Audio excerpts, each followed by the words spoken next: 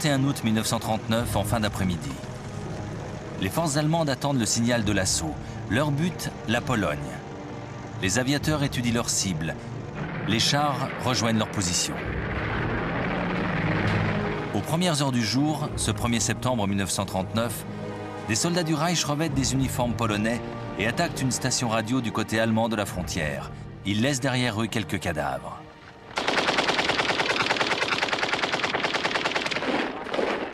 Pour Hitler, cette pseudo-agression justifie l'invasion de son voisin polonais.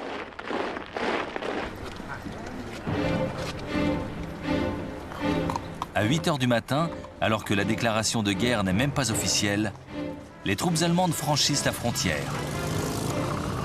Les unités mobiles s'enfoncent dans le pays.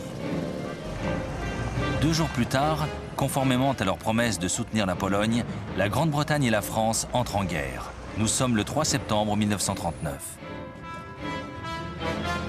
Les Polonais, eux, sont dans la tourmente. Inférieurs en nombre, les soldats polonais doivent faire face à un nouveau type de guerre pour lequel ils ne sont pas préparés. La Blitzkrieg, ou guerre éclair.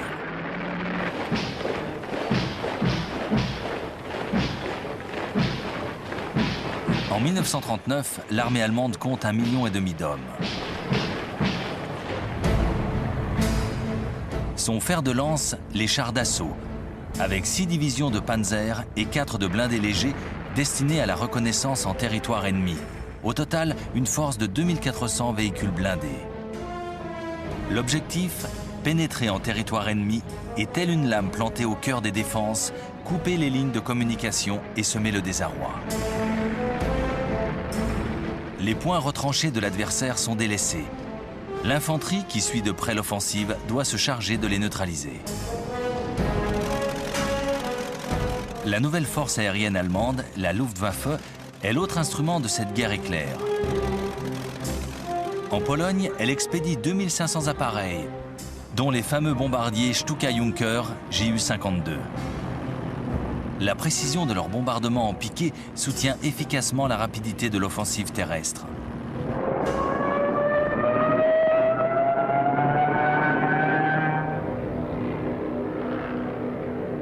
En face, les Polonais alignent 600 appareils. Au sol, l'infériorité numérique est aussi désespérante. L'armée polonaise n'a que 500 000 hommes. Elle ne possède que 800 tanks et compte encore sur ses 11 brigades de cavalerie. Des lances et des chevaux contre des canons et des chars d'assaut. Mais cette supériorité n'est pas le seul atout des stratèges allemands. Ils emploient leurs forces blindées dans des unités compactes. Les Polonais, eux, les dispersent pour soutenir l'infanterie.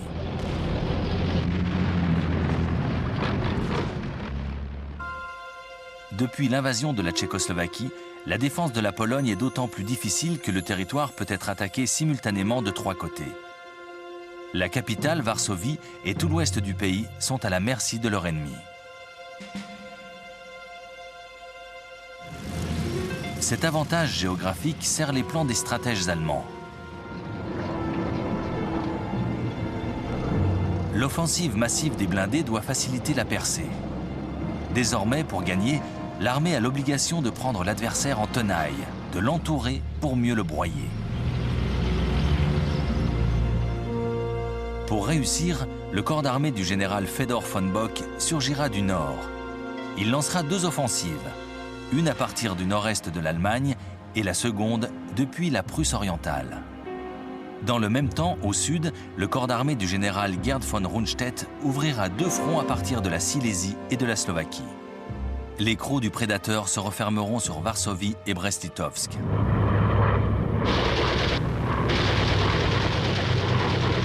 Dès le début, tout se passe bien pour les Allemands.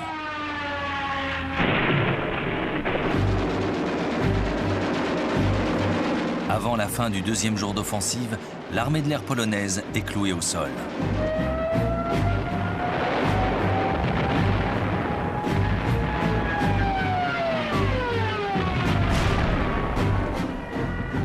Les panzers s'enfoncent profondément dans les lignes ennemies. Stuka laboure les positions de l'adversaire.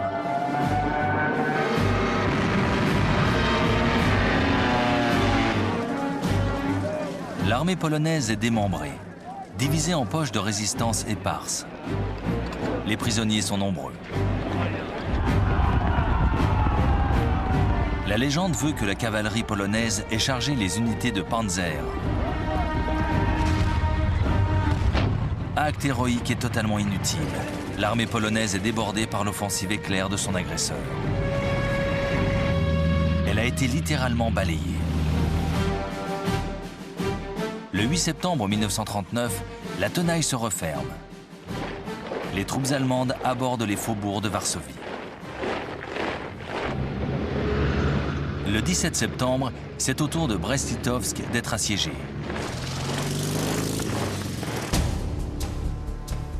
Le même jour, les forces soviétiques, en vertu du pacte signé entre Staline et Hitler, franchissent la frontière orientale de la Pologne.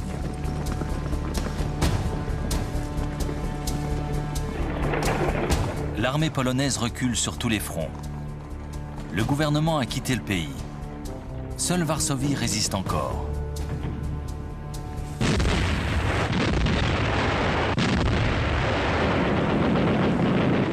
Ses défenseurs refusent d'abord de se rendre. Alors la machine de guerre allemande se déchaîne.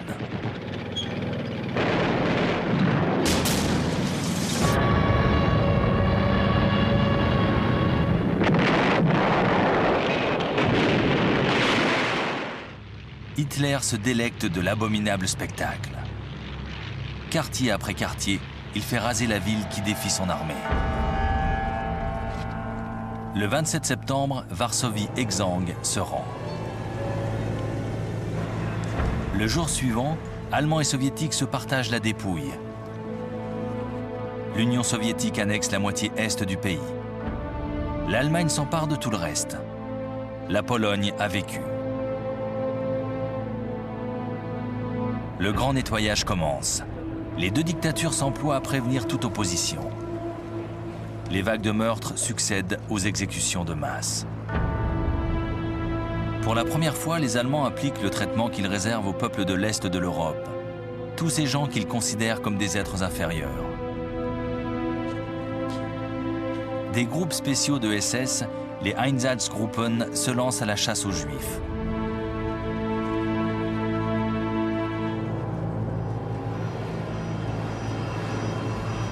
Les plus chanceux sont enfermés dans des ghettos où ils croupissent et meurent de faim. Les autres sont exécutés sur place.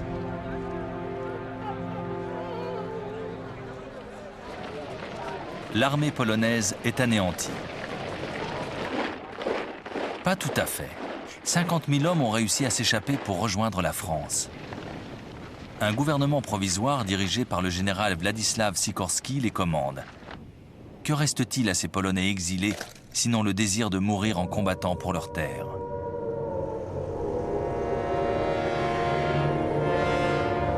Triste présage. À Londres, les sirènes d'alarme retentissent au moment même où le Premier ministre Neville Chamberlain annonce le début des hostilités. En fait, malgré leurs engagements envers leurs alliés, la France et la Grande-Bretagne ont fait bien peu pour préserver la souveraineté polonaise. Hitler a toujours la main, car depuis que la guerre est déclarée, les deux pays ne savent pas comment réagir. La mobilisation a commencé. En prévision des raids de la Luftwaffe, les bâtiments publics se couvrent de sacs de sable. Les batteries antiaériennes sont en position, des refuges sont construits. Les enfants sont évacués hors de Londres. Les habitants ne sortent plus sans leur masque à gaz. Un couvre-feu est instauré. L'armée britannique déploie dans le nord de la France les 100 000 hommes de son corps expéditionnaire. Pendant ce temps, les Français avancent doucement vers la frontière allemande. Mais les généraux refusent toujours de progresser en dehors des zones couvertes par l'appui de l'artillerie. L'initiative demeure résolument dans le camp d'Adolf Hitler. Le Führer sait ce qu'il doit faire pour vaincre, et il s'apprête à mettre son plan à exécution.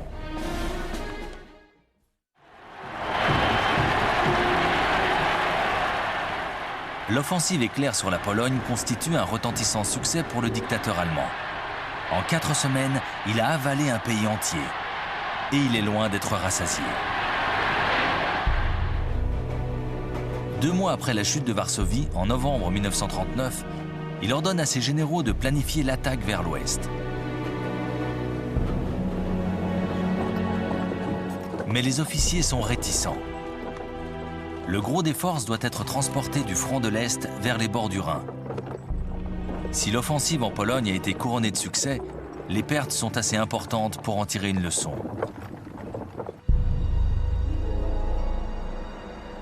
Les canons anti-chars polonais ont mis hors de combat l'équivalent d'une division de blindés légers. Un quart des avions a été perdu. Les panzers sont trop légers et ne sont pas fiables. Ils sont trop souvent coupés de leur soutien logistique et de l'infanterie. Après des débats enflammés, Hitler accepte à contre-cœur d'attendre le printemps suivant.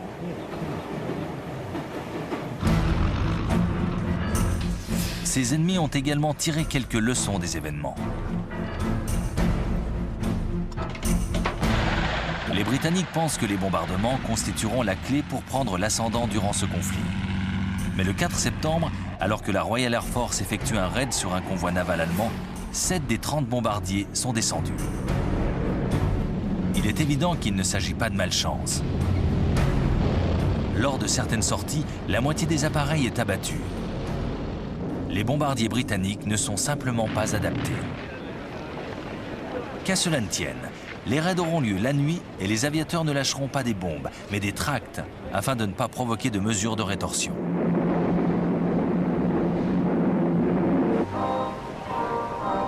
L'Europe s'installe dans ce qu'on appellera la drôle de guerre. Mais que l'on ne s'y trompe pas, la vraie guerre se poursuit sur la mer.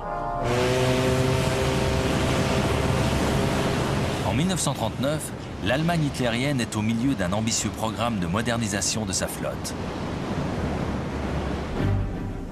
Le commandant en chef des forces sous-marines, l'amiral Karl Dönitz, prévoit de couper durablement les voies d'approvisionnement britanniques dans l'Atlantique. Pour arriver à ses fins, il a besoin de 300 sous-marins de haute mer, mais il n'en possède que 38. Malgré cela, Dönitz tient à ce que tous les U-boats prennent la mer le 3 septembre, premier jour de guerre contre le Royaume-Uni. Ce matin-là, le U-boat numéro 30 coule le paquebot britannique Athenia sans aucune sommation. Il croyait avoir affaire à un bateau de commerce armé. 112 passagers périssent dans le naufrage, dont 26 citoyens américains. Après cette attaque, la Royal Navy veut rendre coup pour coup. Elle compte 12 cuirassés. L'Allemagne n'en a aucun. Elle possède 5 porte-avions. L'Allemagne n'en a pas non plus. Profitant de cette supériorité, le commandement décide de bloquer totalement les ports allemands.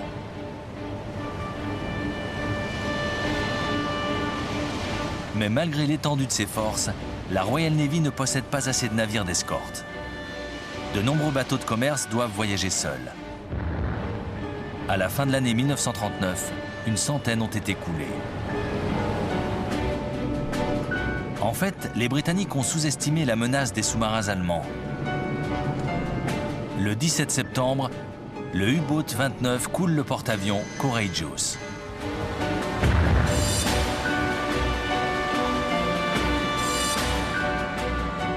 Le 14 octobre, le cuirassé Royal Oak est coulé par le U-boat 47. Le sous-marin a réussi à s'infiltrer au cœur même de la base navale de Scapa Flow au nord de l'Écosse. Il n'a pas été repéré. La flotte allemande, pourtant réduite à la portion congrue, se révèle aussi agressive et dangereuse que celle de son principal adversaire. En mer du Nord, les croiseurs Scharnhorst et Gneisenau interceptent un convoi le 22 novembre.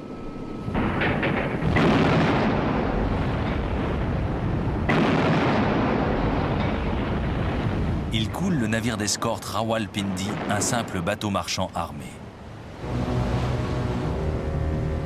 Mais c'est certainement le petit croiseur allemand Graf Spee qui cause le plus de dégâts. Il est conçu pour harceler les convois. Ses 11 canons peuvent écraser ses adversaires avant même qu'ils aient eu le temps de riposter. Son impressionnante vitesse de croisière lui permet de s'échapper sans être menacé. Le Graf Spee avait quitté l'Allemagne avant même que la guerre ne soit déclarée. Depuis, il jouait le vaisseau fantôme dans l'Atlantique Sud et l'océan Indien. 3 croiseurs britanniques, l'Exeter, l'Ajax et l'Achilles, l'interceptent enfin sur la côte est de l'Amérique du Sud, à la latitude du Rio de la Plata en Argentine. Sérieusement endommagé, le navire allemand se réfugie dans le port de Montevideo. L'Uruguay est alors un État neutre. L'équipage allemand est persuadé à tort que les forces navales britanniques les attendent à la sortie du port. Le capitaine du Graf Spee préfère s'aborder son navire plutôt que de le voir anéanti ou capturé.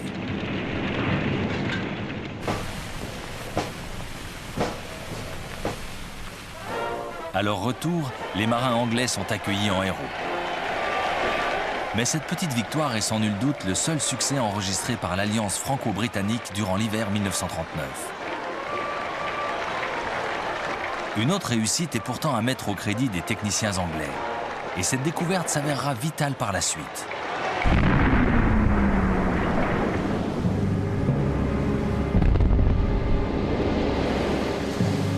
Dès le début de la guerre, la flotte du Royaume-Uni a perdu un grand nombre de navires sur les mines allemandes. Le plus mystérieux, c'est que les bateaux coulés ne semblaient même pas avoir touché ces bombes flottantes. Les mines avaient explosé à leur simple approche.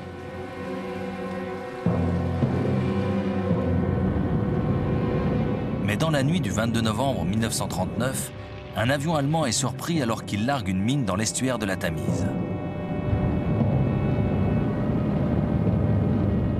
Préalablement désarmé, l'engin explosif est ramené sur la berge. Les ingénieurs militaires brisent son secret. Il est programmé pour se déclencher dès qu'ils détectent la signature magnétique des navires. Les ingénieurs parviennent à effacer l'empreinte magnétique des bateaux en faisant passer un courant électrique dans un câble de cuivre posé à même le pont. L'installation de ce dispositif réduit considérablement le danger que représentent les mines magnétiques.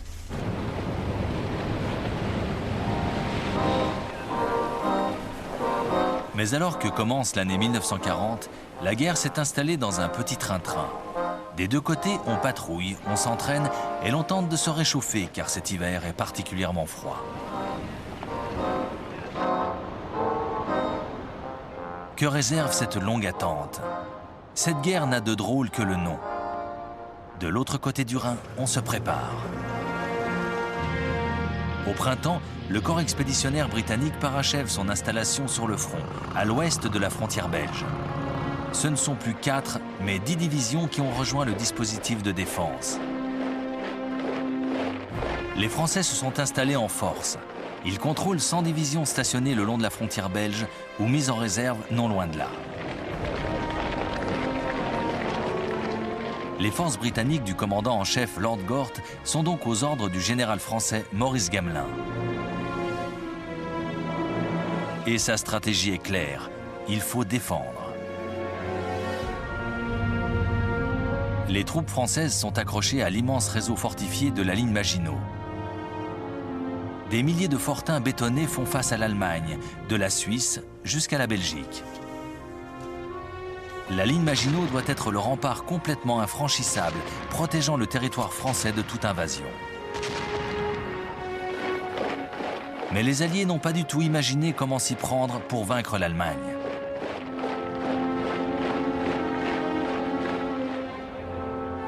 Ils se contentent de regrouper leurs forces dans une nouvelle version de la Première Guerre mondiale. Ils comptent bloquer l'offensive allemande dès les premiers jours et s'enterrer pour faire face à tous les assauts jusqu'à ce que l'assaillant s'épuise. La partie d'échec est bien mal engagée. Aucun chef d'état-major ne semble considérer que les Allemands ont une autre stratégie en tête. Aucun ne prévoit que le coup suivant du Führer, après l'invasion polonaise, ne se jouera pas en France, mais en Scandinavie.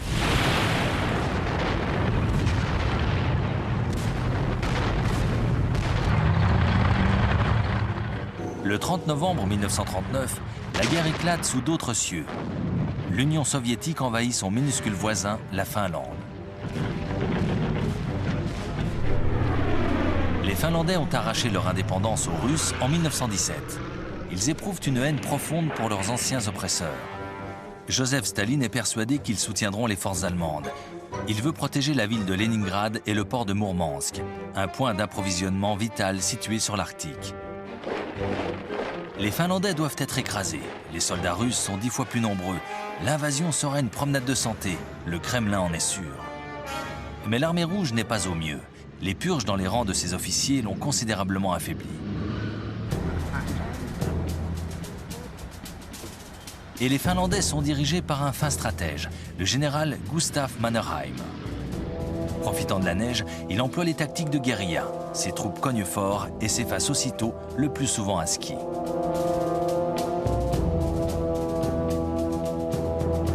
En France et en Angleterre, la résistance courageuse des Finlandais frappe les esprits. Français et Britanniques sont prêts, en traversant la Norvège et la Suède, à intervenir pour soutenir cette lutte disproportionnée. Ils en oublient même que ces deux pays sont neutres.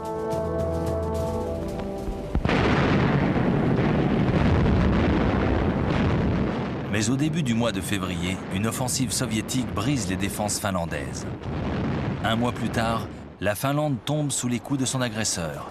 Staline a gagné.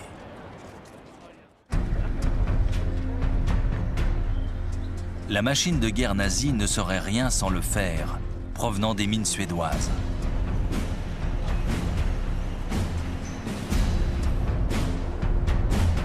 Durant l'hiver, les convois qui transportent le minerai vers l'Allemagne passent tous par le petit port norvégien de Narvik.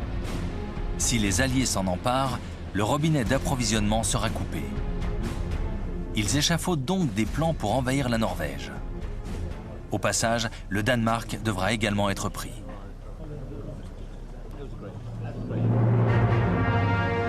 Le 16 février 1940, les Alliés passent à l'offensive.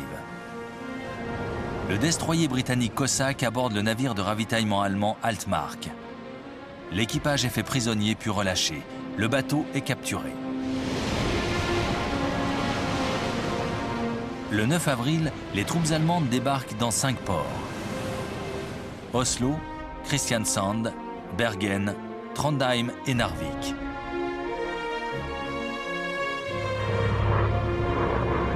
Au même moment, ils larguent pour la première fois dans l'histoire militaire des troupes aéroportées pour enlever les aéroports de Stavanger et Oslo. Pris par surprise, les défenseurs norvégiens sont vite débordés et battus. Tout comme leurs voisins danois. Les forces nazies occupent leur pays en moins de 24 heures.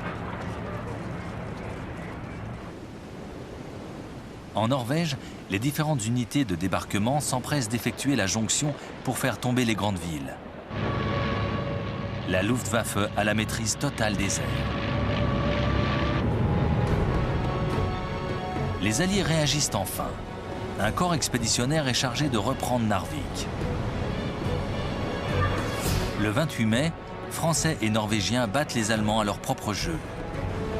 Ce sera la seule victoire française de l'année 1940. Mais début juin, les Alliés sont obligés de se replier. Ils réembarquent, direction l'Angleterre.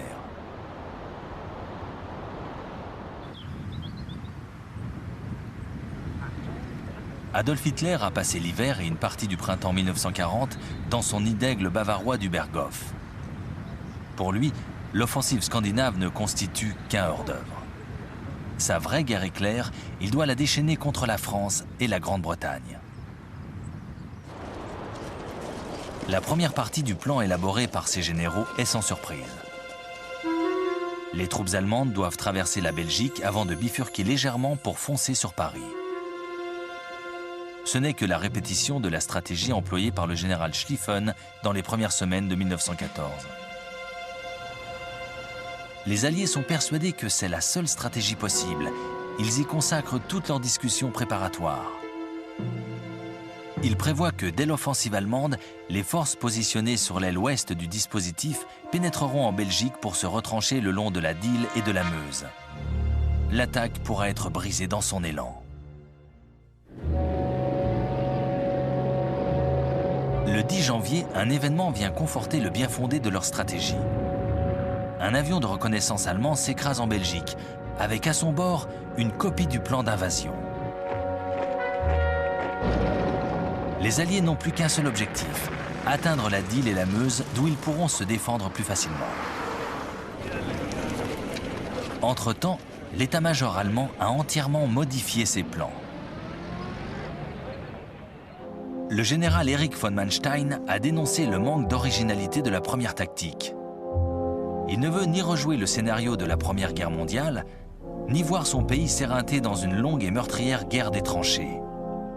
Il propose donc à Hitler de concentrer les forces de l'offensive allemande sur l'articulation entre la fin de la ligne Maginot et le début de l'aile ouest du dispositif allié. C'est là, au cœur de la défense, que se trouve le point vulnérable. Normalement, les régiments de panzer ne rencontreront qu'une faible résistance dans cette zone du sud-est de la Belgique. Les Alliés sont persuadés que les chars d'assaut ne peuvent pas traverser la forêt des Ardennes. La région est donc faiblement défendue. Le plan est simple. Pénétrer profondément dans le dispositif de défense franco-britannique, couper l'aile ouest de tout soutien en l'enveloppant, cerner la ligne Maginot plutôt que de prendre le risque de s'y enferrer. La tactique est très osée. Les chars d'assaut prennent le risque de s'embourber dans les Ardennes. Mais Hitler trouve le plan audacieux. Il l'accepte. Les troupes allemandes sont donc redéployées au nez et à la barbe des Alliés. Français et Anglais se préparent à une longue guerre de défense. Ils sont confiants. La ligne Maginot est infranchissable. Ils possèdent même la supériorité numérique avec 110 divisions contre 95 pour l'armée allemande. Ils alignent plus de blindés avec 3000 véhicules contre 2700 pour la Wehrmacht. Les Français possèdent même les meilleurs tanks. Les chars B1 de 32 tonnes, armés de 2 canons de 75 et 47 mm. Leur seule faiblesse, une pièce d'artillerie principale intégrée à la carrosserie. Elle est très difficile à charger. L'autre canon est monté dans la tourelle. Le chef de char doit donc l'utiliser tout en contrôlant la bonne marche du blindé.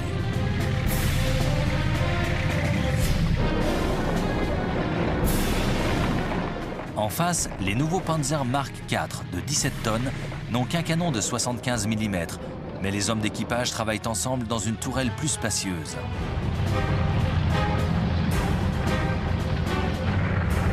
L'armée allemande n'en possède qu'une centaine d'exemplaires. La véritable supériorité allemande est visible dans les airs. La Luftwaffe possède 2000 bombardiers contre seulement 800 pour les Alliés.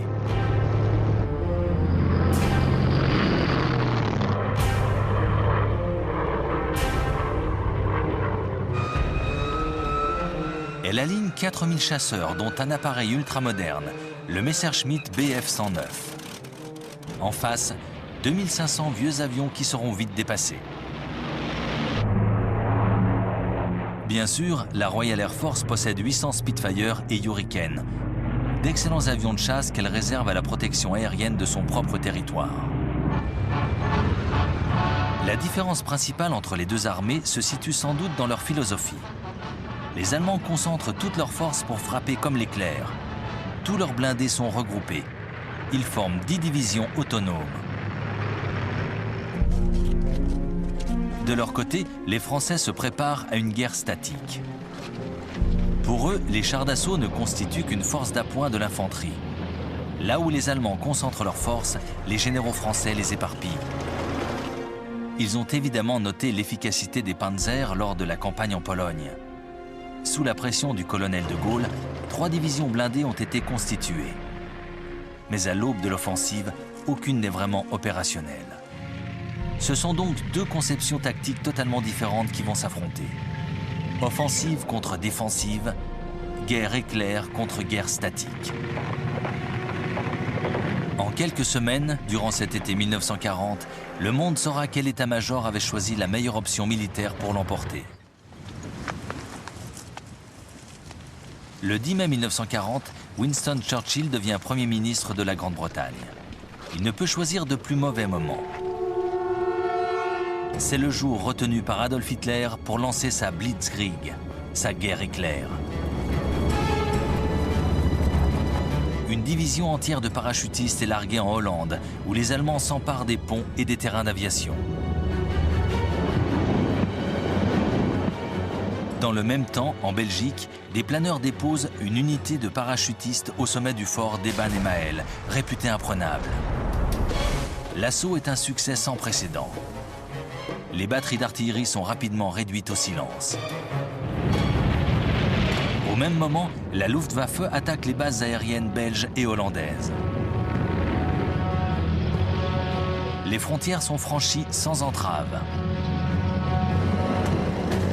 Et le groupe B de l'armée allemande, commandé par le général Fedor von Bock, s'enfonce au cœur des Pays-Bas et de la Belgique.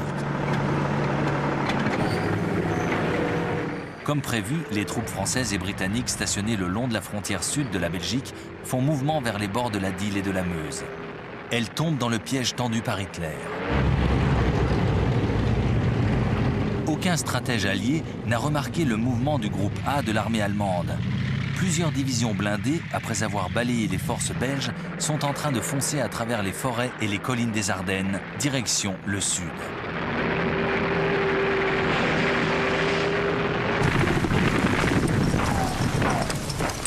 Au même moment, les Allemands crucifient les Pays-Bas.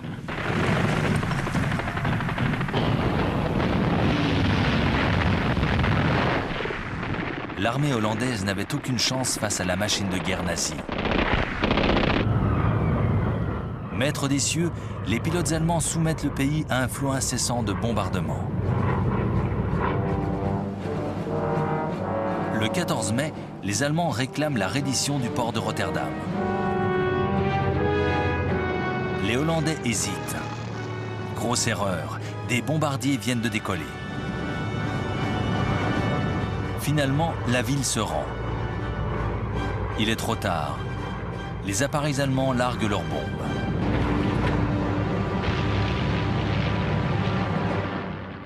Rotterdam est rayé de la carte. Le lendemain, la Hollande capitule.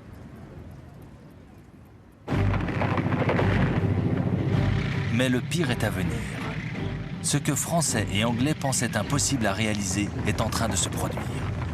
Les Panzers achèvent leur course dans les Ardennes.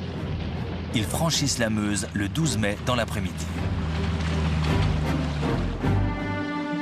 La 19e Panzer-Division du général Heinz Guderian, forte de ses succès en Pologne, atteint Sedan parmi les premières troupes de l'offensive.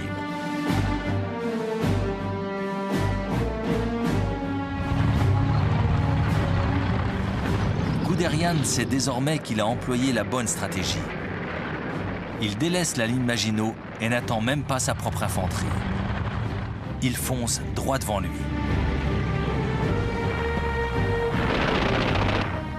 Le jour suivant, les troupes d'assaut franchissent la Meuse.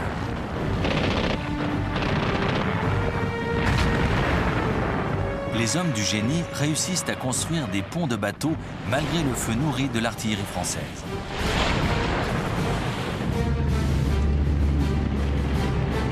Le 14 mai, les Panzers débutent leur traversée.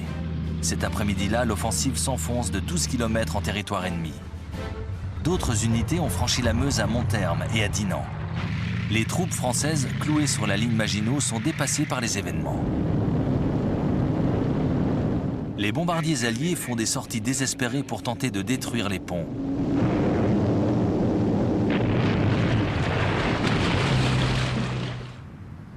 La plupart des appareils sont descendus.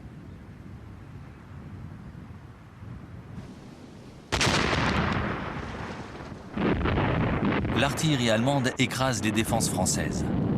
Les Stuka et leurs sirènes d'attaque sèment la panique.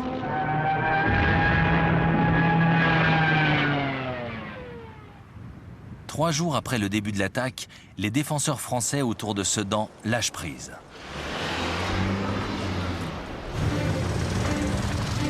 Les chars de Guderian débutent leur course vers l'ouest. Au crépuscule, ils ont progressé de 60 km sur l'arrière des troupes alliées. Français et Anglais sont restés accrochés à leur position sur la Dyle. Mais le commandant suprême allié, le général Gamelin, réalise enfin que ses troupes vont être encerclées. Il leur ordonne de revenir sur leurs pas. Les troupes appréhendent cette soudaine décision de repli. Que s'est-il passé dans leur dos? Quelles forces vont-ils affronter? Sur les routes, leur progression est considérablement ralentie par un flot incessant de réfugiés désemparés. Le Premier ministre français, Paul Reynaud, téléphone à son homologue britannique. Il lui résume la situation en ces termes. « Nous sommes vaincus. Nous avons perdu la bataille. » Mais malgré l'efficacité incontestable de leur stratégie, les Allemands demeurent vulnérables. En se précipitant vers l'ouest, ils empruntent un long couloir de quelques kilomètres de large seulement. Les Alliés peuvent contre-attaquer. L'approvisionnement et le soutien des blindés composant l'offensive dépend entièrement des convois de chevaux ou de troupes à pied. Or, l'écart entre les panzers et l'infanterie se creuse d'heure en heure. Le 17 mai, l'un des officiers de l'une des toutes nouvelles divisions blindées françaises riposte. Par deux fois, le colonel de Gaulle lance ses chars à l'assaut de la ligne allemande, près de Crécy-sur-Serre. C'est la contre-offensive de la dernière chance. Mais l'état-major français n'a jamais prévu des attaques d'une telle ampleur. Chaque unité est éparpillée sur le champ de bataille. Leur coordination est impossible.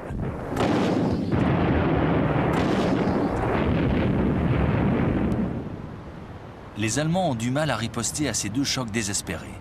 Ils perdent même beaucoup d'hommes, mais ils l'emportent finalement. Désormais, plus rien ne peut arrêter le général Guderian. Il enfonce sa lame de plus en plus profondément dans le cœur de la France. Le 19 mai, toujours en Picardie, ses unités de pointe atteignent Péronne. Le 20, lors d'un énorme coup de boutoir de plus de 90 km, Amiens tombe à l'heure du déjeuner. Abbeville, à 22 km seulement de la Manche, est franchi à 9 h du soir. Et à minuit, un bataillon de la 2e division de Panzer arrive sur la côte, à Noyelles. Cette course à la mer a permis aux Allemands de couper le front allié en deux. Désormais, tout repose sur leur capacité de défense de cet étroit corridor contre lequel Français et Anglais peuvent lancer leur contre-attaque.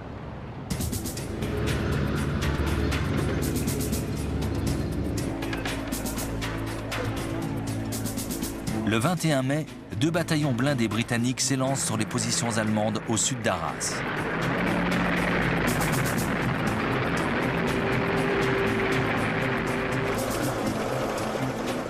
Les chars britanniques sont un peu plus adaptés au terrain que ceux des Français. Mais le Matilda II a été conçu pour soutenir l'infanterie. Parfaitement blindé, il est lent et faiblement armé.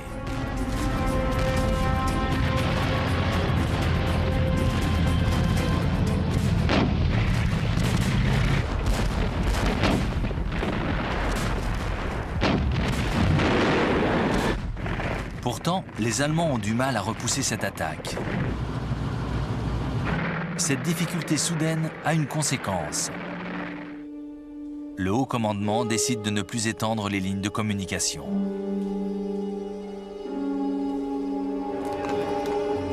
Les opérations de Guderian sont ajournées. La progression des panzers vers le sud est stoppée tant que l'infanterie ne les aura pas rejoints. Désormais, la priorité est d'éliminer le corps expéditionnaire franco-britannique. Il faut l'encercler, le harceler, l'écraser définitivement. Le 22 mai, les panzers de Guderian s'élancent pour l'achever. Les troupes alliées se sont maintenant repliées sur Boulogne, Calais et Dunkerque. Elles y sont piégées.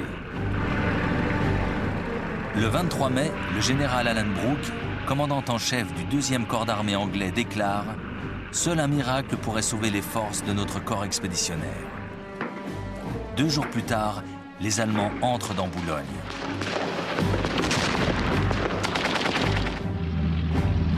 Désormais, même un miracle ne semble plus suffisant pour sauver la situation. Le 25 mai 1940, la position des forces alliées est désespérée.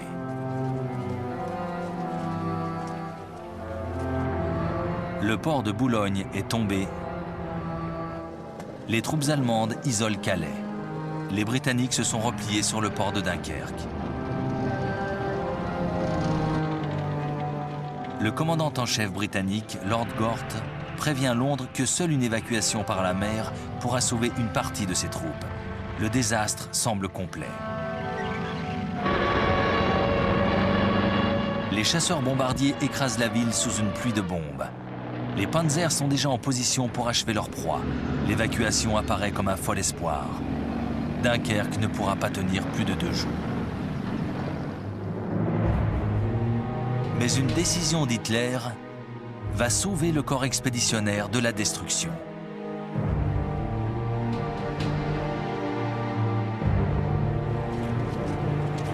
Le haut commandement allemand est conscient de l'état des machines et des équipages des panzers. Hommes et matériels sont exténués. Les attaques tentées par les unités blindées de Gaulle ou les chars britanniques ont certes échoué, mais elles ont montré la fragilité des lignes de communication et de ravitaillement nazis. C'est le point faible de cette campagne éclair. Le haut commandement prend donc la décision de stopper une fois de plus l'avancée des divisions de panzer. La curée aura lieu lorsque l'infanterie les aura rejointes. La poche de résistance de Dunkerque sera écrasée comme une vulgaire baudruche, c'est sûr. Cet ordre va tout changer. Pendant 2 jours, les panzers sont au repos. Les Britanniques ont juste assez de temps pour préparer l'évacuation. 2 misérables jours pour sauver des centaines de milliers de soldats. D'autres se battent encore. À Calais, la garnison franco-britannique refuse de se rendre.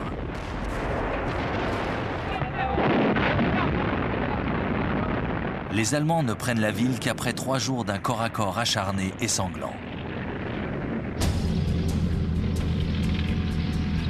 Lorsque le 26 mai, les panzers se remettent en mouvement, le temps a changé.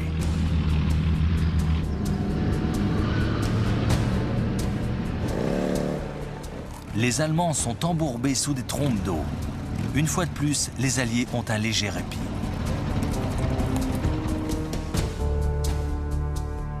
Le 26 mai à 19h57, le vice-amiral Bertram Ramsay, commandant la flotte à Douvres, reçoit l'ordre de lancer l'opération Dynamo.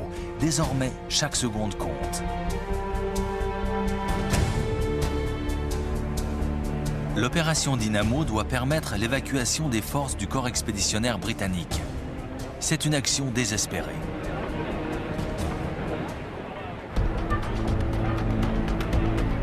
Le lendemain, une flotte disparate traverse la Manche. Il y a là des destroyers, des péniches et des ferries. Mais à la fin de la journée, cette flotte de fortune a secouru seulement 8000 des 300 000 hommes enfermés dans Dunkerque. Le port est visé par tant d'attaques aériennes qu'aucune embarcation ne peut y accoster, ni même s'approcher des plages. Ramsay lance un appel à tous les propriétaires de bateaux de plus de 9 mètres. Des centaines de yachts, de navires de pêche et de barques quittent les ports du sud de l'Angleterre pour traverser la Manche. Ils sont presque tous pilotés par des civils volontaires pour aller sauver leurs compatriotes.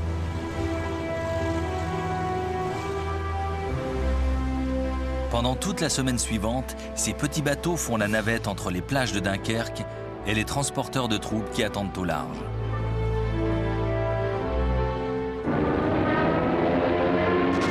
Ils sont constamment sous le feu de l'ennemi.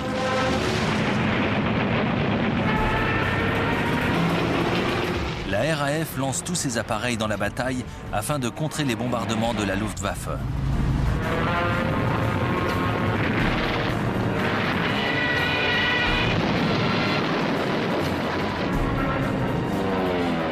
Et pourtant, 7 destroyers français et 6 britanniques sont coulés. 24 navires de guerre plus petits les rejoignent au fond de la Manche. Un quart des 655 embarcations privées ne reviendra jamais. Mais lorsque l'opération Dynamo s'achève le 4 juin, 300 000 hommes, dont 120 000 Français, ont été évacués du piège de Dunkerque.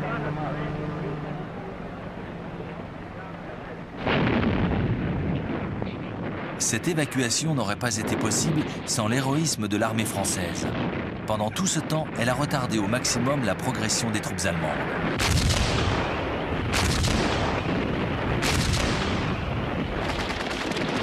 L'arrière-garde française ne quitte ses positions autour de Dunkerque qu'après le départ du dernier bateau. Une poignée d'hommes pour en sauver des milliers d'autres. Un officier britannique comparera cette résistance désespérée à celle des Spartiates dans le défilé des Thermopyles. Cruelle défaite. Dans l'affaire, les Anglais ont perdu bien plus que leur armement. Le Royaume-Uni ne se remettra pas de sitôt de ce revers. La France doit continuer le combat, amputée de la moitié de son armée. Ce qu'il en reste doit affronter 92 divisions nazies et tout leur armement.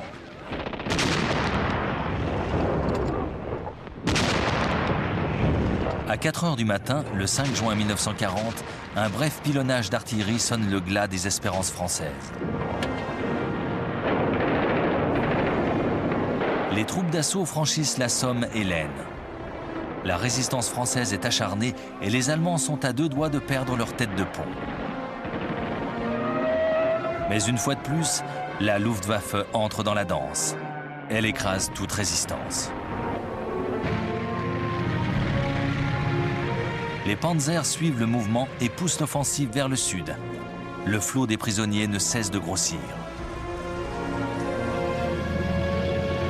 Le 9 juin, les blindés traversent la Seine et cette fois, l'infanterie est juste derrière eux. Une fois le fleuve franchi, les troupes allemandes se déversent dans tout le pays. Le 14 juin, un détachement défile sur les Champs-Élysées. La croix gammée flotte au sommet de la Tour Eiffel.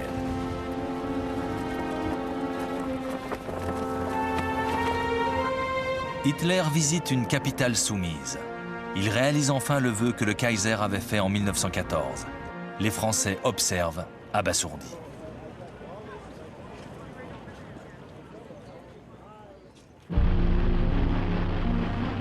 Après Dunkerque, Winston Churchill était venu 5 fois en France pour tenter de soutenir le moral des derniers combattants français. Le 16 juin, il propose même à Paul Reynaud une union avec le Royaume-Uni si la France s'engage à poursuivre la lutte. C'est déjà trop tard. Le jour même, le cabinet rejette cette proposition. Dans la soirée, le Premier ministre français démissionne. Le maréchal Philippe Pétain lui succède et demande immédiatement l'armistice. La lutte s'achève dans le désarroi.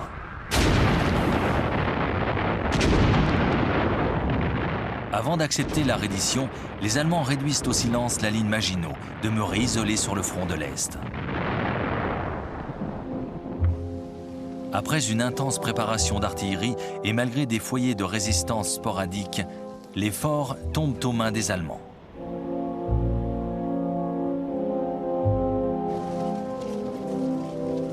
Le 21 juin, Hitler arrive à Compiègne.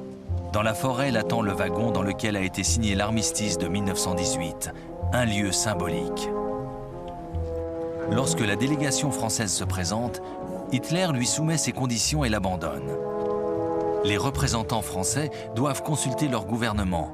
Mais le lendemain, ils apprennent que les panzers vont se remettre en ordre de bataille. Ils n'ont donc pas le choix. Ils signent. L'humiliation de la France est totale.